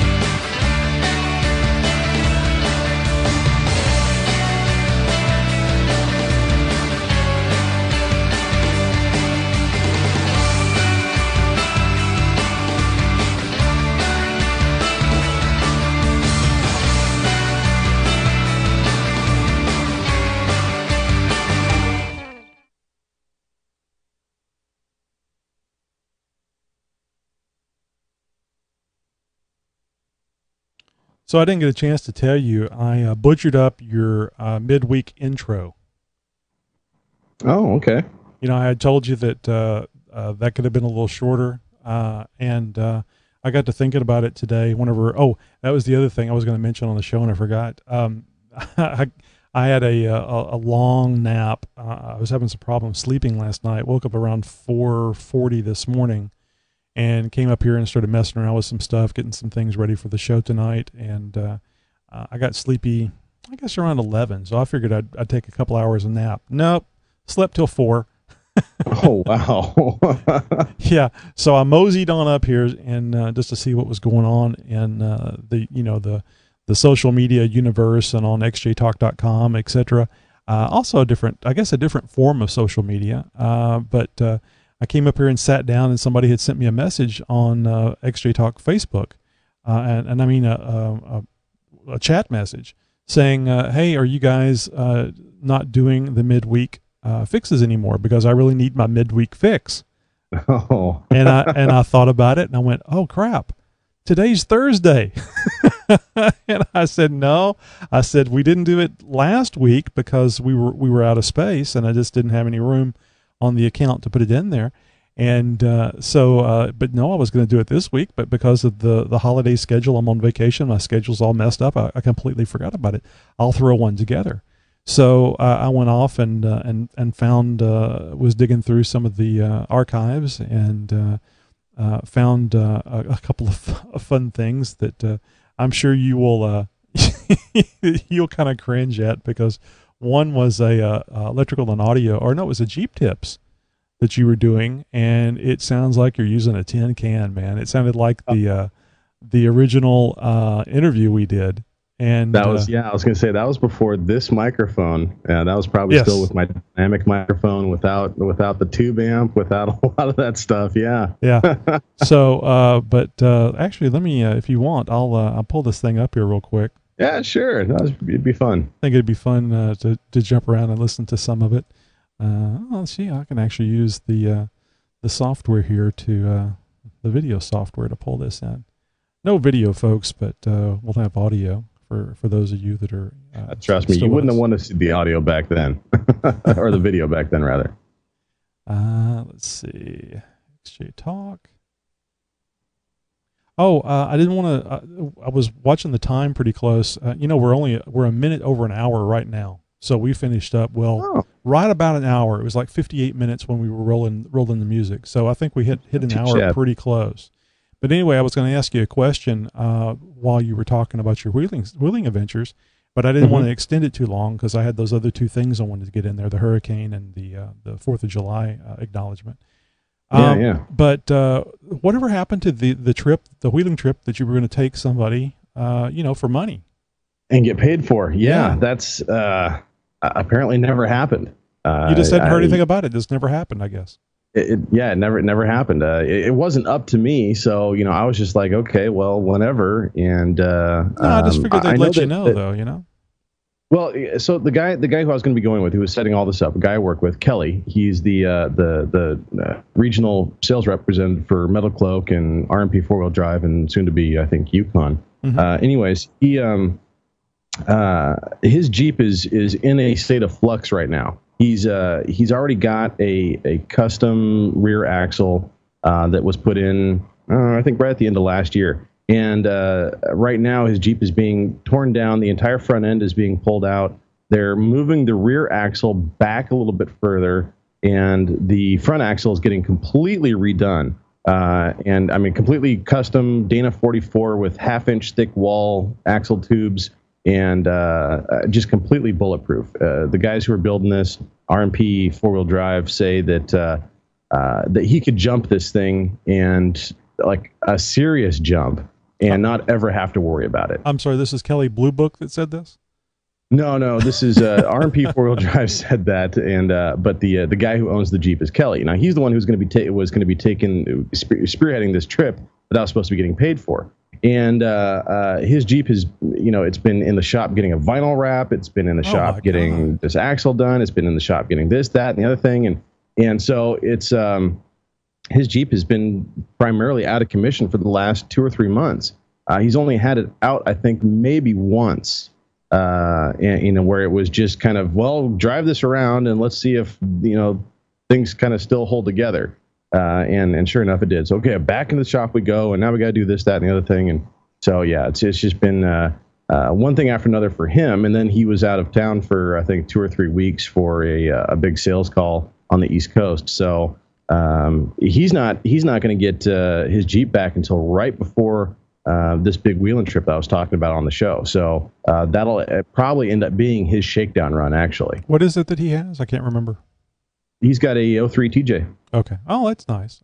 So what's the vinyl wrap?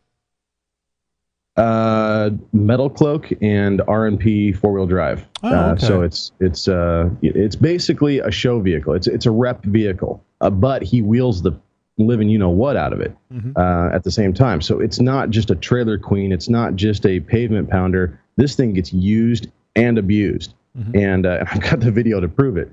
And so, you know, even though he details it up really, really good for each and every show, you know, it's got battle wounds, it's got scars, and he's got videos going and stuff like that showing that this Jeep is not just looks good, but is very capable as well. And so that's one of the big selling points of the shows for the brands that he's representing. Well, that's pretty cool. Hopefully you get some video and at least some audio whenever you go out there, which I know I've already mentioned, but I was going to mention it again because it's always fun to hear audio out there. I'm gonna try to do the same. I don't think that I'm talking out of turn here about that wheeling trip. I hope not. But nobody told me to be quiet about it. I know that it's going to be a limited number of people that are going to be going up there as a group. So one of them, we're hoping anyway that Dean, because it's over there, tours over there kind of close to him anyway. Oh, yeah, that'd be cool. Yeah, you guys were when he called in that one time, was talking about hooking up with you and going out for a wheeling adventure. Yeah. So Matt is actually the one that's I think putting this together. He's got a couple of buddies that aren't driving Cherokees, and so I think Dean had made the comment, let's go with a small group of folks. So I think it's something between Matt and Dean that's getting set up. So anyway, looking forward to that because it'll be fun to go out there and meet Dean and see his rig firsthand, and maybe get some good audio of you know, comment situations, maybe some audio while I don't know, maybe I can ride with him and some stuff and there you go, do some commentary on what's going on, and you know, getting some feedback from Dean as for us what's going on and the sights and sounds, and unfortunately no smells. That'll be no 5 or 10 audio. years from now. Yeah. You'll know how scary it is by the smells that you smell. Well, let's try this audio. I'm going to try playing it this way and see if it works on our video. That's it. Bring it in. Almost there. Hold it. All right, you're ready to go.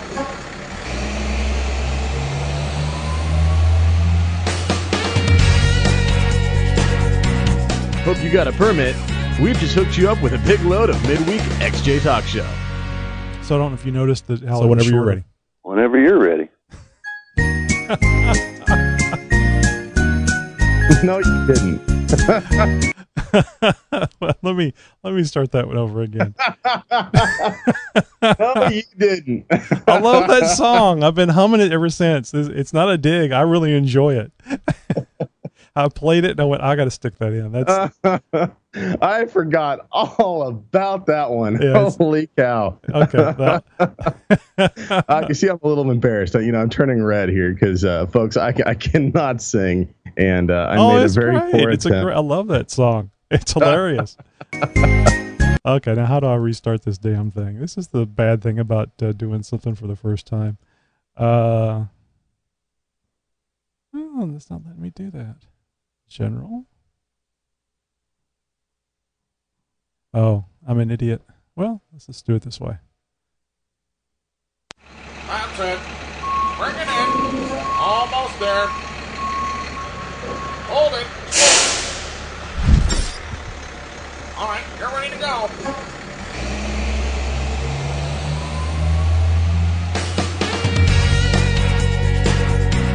Hope you got a permit. We've just hooked you up with a big load of midweek XJ Talk Show. So whenever you're ready. Whenever you're ready.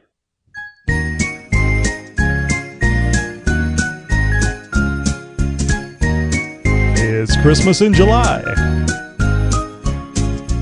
Here comes XJ Talk, here comes XJ Talk, all up in your ears. Everybody! Tony and Josh giving you lots of goods all throughout the year. Talking about turkeys and Jeeps and stuff, and probably some other things too. So 'tis the season, this is the reason we're bringing this to you. Here comes XJ Talk, here comes XJ Talk, all up in your ears. The end of the world came, and wouldn't you know it, we're all still alive and here. The XJ Talk Show is back and better than ever, and it's really no fuss. We sure do appreciate all the support, so thanks for listening to us. I pulled that from one of the shows, so you can actually hear me laughing in the background. Oh, wow. Yeah, thanks for that, Tony.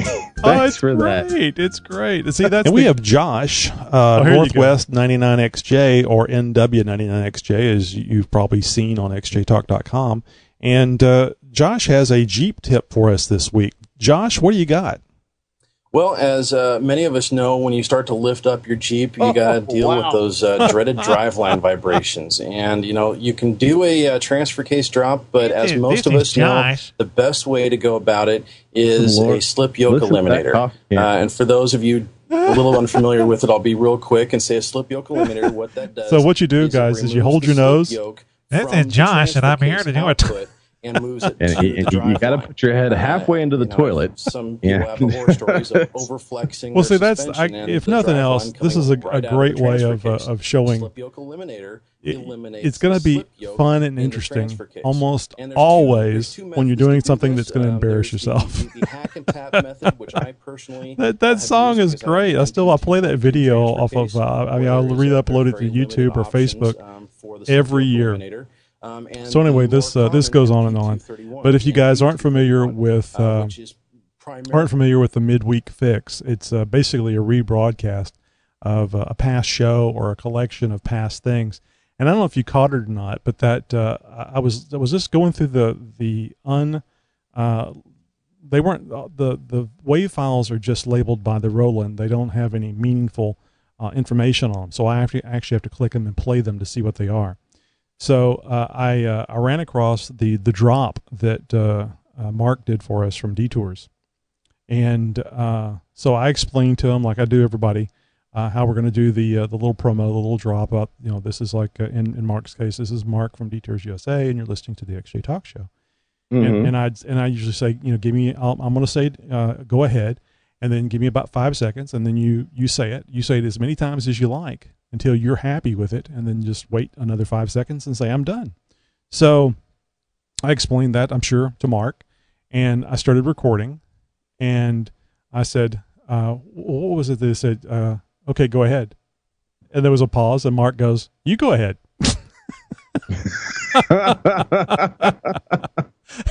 So I heard that, and I thought it was hilarious. So I made a drop that I don't have it on the board yet, but I'm going to put it on the board. Oh, it would have been perfect tonight whenever there was that pause, that awkward pause, the pregnant pause between whenever we got done with the one segment and we were waiting for you to read the Audible trial. Yeah. There was a long pause. That would have been perfect timing for me to press that little button and go ahead. No, you go ahead. It's like Mark's always ready to fight. So if you hear that from time to time, that's where that's from. It's from Mark fighting back. Like, well, go ahead. No, you go ahead. It just struck me funny. So it's in there a couple of times in between segments. But there's a Jeep tip that Josh did, and then there's another Jeep tip. It was one that I did about your the cooling system, the dreaded lower hose. Yeah. How they like to pop. Actually, I probably should throw one of those in the Jeep to take with me on to tour on this the outside chance. It shouldn't. They're all new, a couple of years old now, I guess, but still.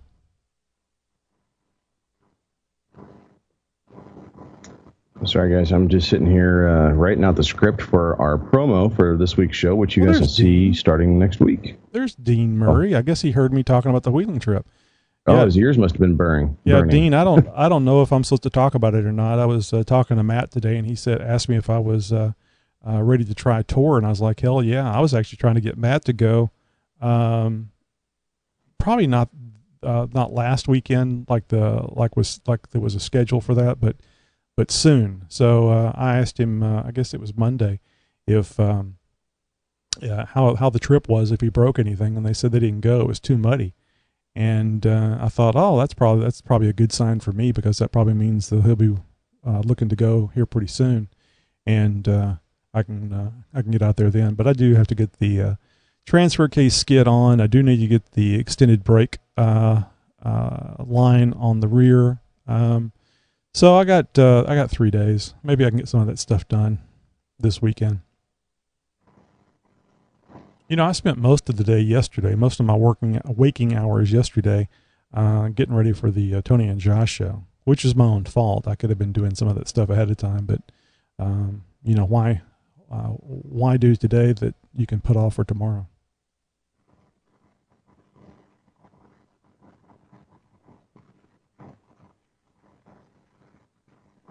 I'm starting to wonder if that problem, that noise that you're getting, isn't from the mixer.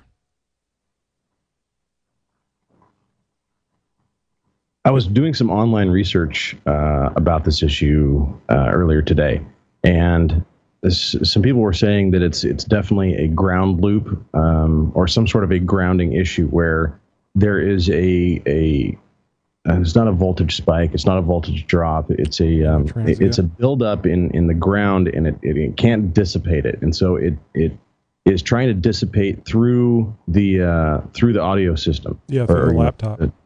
Yeah, and one guy was saying, well, all you got to do then is just to wire yourself up an external ground and to cut the ground off of your power cable. And I'm like, well, not really planning on doing that. People were talking about making sure everything is all plugged into the same power conditioner or power strip or something like that. There was 100 different troubleshooting options, and most of them were very common sense and simple type of stuff, which I've already taken measure to address.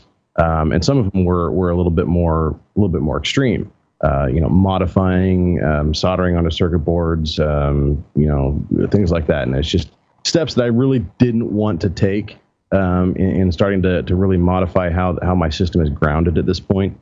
So if I ever end up like fully rebuilding the studio or enclosing it into a room or something like that, then that might be something that I may address. I may get an actual high-end power conditioner of some kind and see if that might help. But I've always suspected that I have dirty power here in the house, that the sine wave is not very clean, right. That there's other contaminants, whether it be magnetic or radio frequency contaminants in the power that high-end audio, studio equipment obviously would exacerbate and amplify. So it's one of those things that it could be any number of things. It would take a lot of time and probably equipment that I don't have to troubleshoot. And where I'm going to start is just starting to throw cables at this thing and start readdressing how my audio chain is wired, what cables I'm using, and maybe some settings. So do you have a location around there that sells those little, I guess they would be like a 3 or 4 inch electrical power jumper, the 3-prong jobs?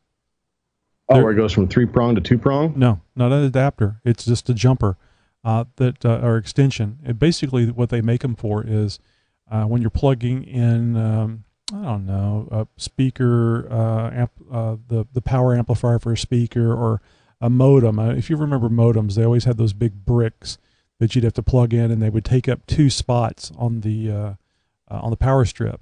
Well, you can plug one of these little 4-inch jumpers in it, and now you can use all the spots on the power strip because you've actually moved a little transformer off of the power strip and away 3 or 4 inches. Anyway, the only thing. I'm sorry, go ahead. I was just going to say, anyway, if you have a source for those, and like I said, they're like 3, 4, 5, 6 inches. They're an extension cable, a 3-prong extension cable, but they're very short, $5 or $6. But get you some of those. That way you don't have to pull the ground off of your equipment. And breaking that ground pin off is nothing. You can do it with your hand. Break that ground pin off and start hooking stuff up without grounds. There is a ground. The problem is that there's more than one. Of course, that's what's causing the loop. None of my audio equipment is grounded, at least not from the power receptacle. I tried doing everything going to the same UPS, and I was just one item that had a ground, and I get a bad AC hum. The only way I got rid of it was to have no grounds on my audio equipment. In fact, if I take my serial cable, now we're talking data now, RS-232, but I take my serial cable and plug it in the back of this Cisco that's in the rack with my audio equipment, Yeah. If I plug that in and then the other end of it's plugged into the laptop, I get an AC hum because it has an alternate ground path. So I have to make sure. I'll know it as soon as I put the headphones on if it's hooked up, but I have to make sure that I unplug that because just that little path is enough to cause me AC hum. So if all you're getting is that little bit of noise every so often, that's minor compared to what I was getting. But the only way I could make it work was by ripping the grounds off. Now, most of my equipment uses those 6-foot cables that they're not wired into the equipment. They just plug in, and I got a bunch of those things.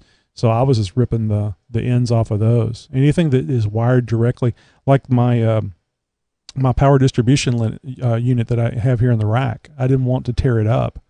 So I actually got one of those little 3-inch, 4-inch jumpers and pulled the ground pin off of it because I was having a ground loop because of that 19-inch rack mount power distribution unit. Anyway, just an idea, and that way, if you have any equipment or cables that you don't want to damage long term, you can just spend $3 or $4 on one of the little short jumpers and do it that way. Yeah, Dean, I think that's going to be a lot of fun. I don't know if you caught it on the show or not. I'm a little nervous about breaking something and not getting back, or maybe getting back, but my Jeep not getting back. And if that's the case, then I won't be getting back because I'm not going to leave my Jeep. It's just, you have AAA, Tony? Yes, I do. I was just going to say, if I can get it within 100 miles of the house, they'll bring it the rest of the way. But I'm probably get it 100 miles closer to the house. I'm probably well, I have it in such a way. I have the kit or whatever, the package that they'll tow 100 miles or less to the house. So that's why all I have to do is get it within 100 miles, which technically I may be. I just have to look. But I'm probably just getting overly concerned. If it's something on the road, I don't worry about it because I drive every day on the road. It's just new to me, taking it off road very often. So it's just one of those things. Like I said, I just have to get used to knowing that this is what it's going to be able to take. I know what it can take on the road without breaking, and if it breaks, it breaks. I fix it. So it's just learning the new environment, and I'm sure it'll be fine. Hey, I think I mentioned this once before. Have you ever considered putting armor on the body, on the door panels? Door panels, no. Although I probably should, because I did put a dent in my my rear passenger door one of my last wheeling trips out. So I was thinking about maybe using aluminum, not because it's bullet stopping power, but just simply because it would keep if you damage a panel that's riveted onto the door, you can just drill it out and put another panel on there. Well, just like how the fender skins attach, those basically, you screw those on. Yeah. Well, I was going to use rivets because you don't want it coming off while you're going down I-10 80 miles an hour. Well, no, it's they're countersunk screws. I mean, you drill, you get it into position, you mark and drill some holes. Excuse me, and in the metal itself, in the skin, it's you got these big countersinks, and so you've got these large maybe 1/4 or 3/8 inch hardware or something like that countersink flush to the outer skin, right. And then you bolt, you nut it in from the backside. That would be, so I mean, rivets would obviously work as well, but that's just another option. Yeah, rivets don't stick out very far, and also too they don't come loose from vibrations. So somebody was recommending to me to use rivets whenever I was putting on the basically what I did on the rocker panels and the lower panels of the doors. I put it, I took that damage on the rocker panel and basically I tried to pull it out and then cover it up with the aluminum skin over the top of it. And it came out it came out okay.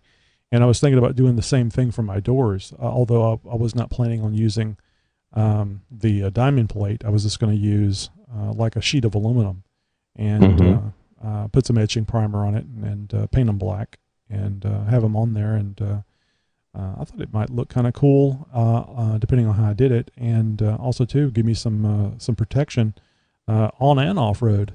Not so much to keep the doors looking good, but may even be a good alternative if I go out and do damage a door instead of trying to find another door and paint it to match and blah blah blah blah blah.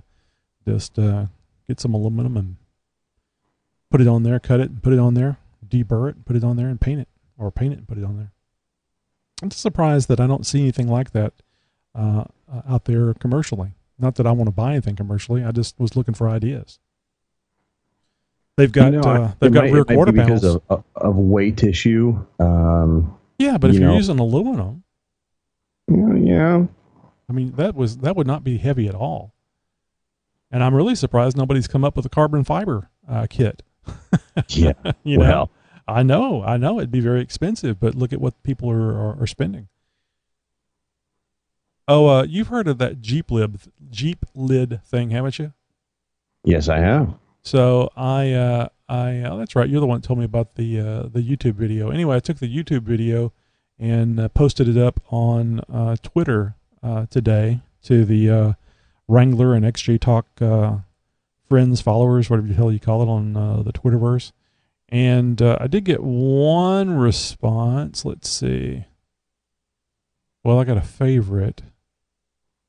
Where was that response that I saw? Oh, yeah. This is from Curtis on Twitter, Wrangler Talk friend. I need to try one of these lids out. Thanks. Cool. Yep. So have a look at those things. They're kind of cool. Jeep lids. But basically, they are clear plastic tops for Jeep Wranglers, TJs.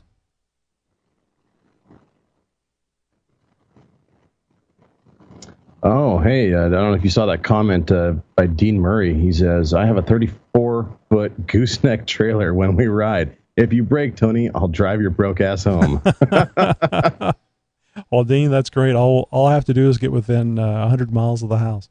Hey, I forgot to ask Matt. Matt has a trailer. I think it's big enough to carry 2 vehicles. I just don't know if he was going to be towing up there or if he was going to be driving the XJ up. I've got the TV on and one of the security cameras up on the TV, and I kept seeing something move around in front of the camera. I got a damn spider dangling in front of the security camera, freaking me out. Get out there with the shoot it. It's not on the camera, but it's dangling from a thread. Hell, that could be a June bug as big as it is. It's huge.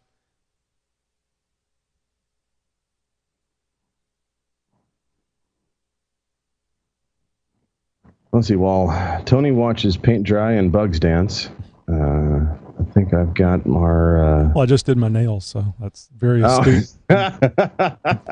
Very astute observation there. Nicely played. Well, down here in the South, we watch cars rust, and we cut apples in half and watch them turn brown for fun.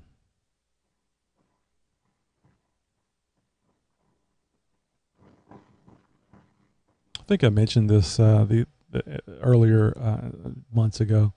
My parents' house is about 1,700 feet, according to a map from I-10 and a rest area. Well, actually, it's not 1,700 feet from the rest area, but it's pretty close. So back in my 13, 14-year-old days, I already had a deep voice. So I would enjoy getting on the CB Channel 19 and talking to them truckers and just winding their ass up. You were trolling even back then. Oh, that's hilarious. And my friends, and some people I didn't know that were just CB friends, they would sometimes they would call me and say, like the friends that had my number would call me and say, hey, so-and-so wanted me to call you, tell you to get on the radio.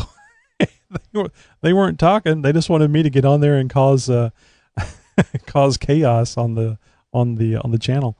One of my favorite things was there was a guy on there that I think he was a Iranian student, and he had a bit of an accent, and we were making fun of him about the way he would talk, which I'm sure none of this is politically correct, but in my defense, it was back in the 80s.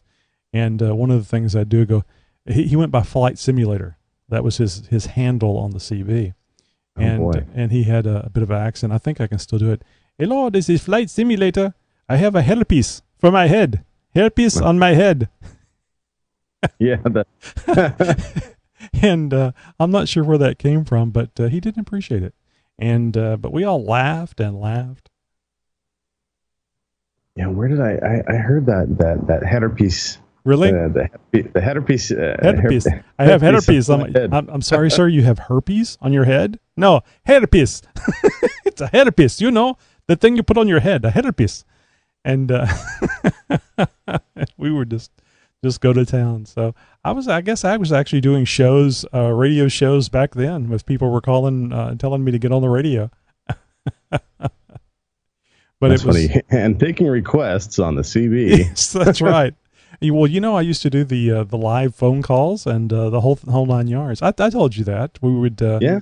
I had the little phone patch thing set up, and I would make crank calls, and all the fun you could have before the days before caller ID. All right, Tony, our script is complete, and we're ready to go into the promo if we want to wrap things up with the post show and move on. Yep. So, guys, Josh is getting cranky. He wants to finish up, and it's not me, it's him. So, thanks a lot for being here. If you came late, great. If you didn't come at all, go to hell. No, I didn't mean that. That's the 4th of July weekend talking.